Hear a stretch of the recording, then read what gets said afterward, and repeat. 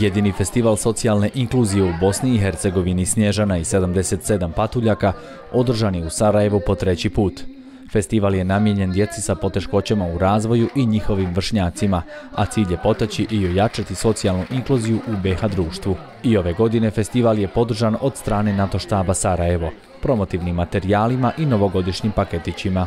NATO štab znači jako puno iz razloga što nam ispunjava onu najveću želju, a to je da naša djeca budu identično obučeni, jer nam je cilj upravo prihvatanje različitosti, da su isti na sceni, da budu isto obučeni, da imaju iste paketiće, a zahvaljujući majicama, kačketima, duksericama i svim poklonima koje dobiju, oni dobiju znači sve isto. The organizers of this event invited us to come down and kind of like integrate and meet with all the kids and all the beautiful kids, by the way.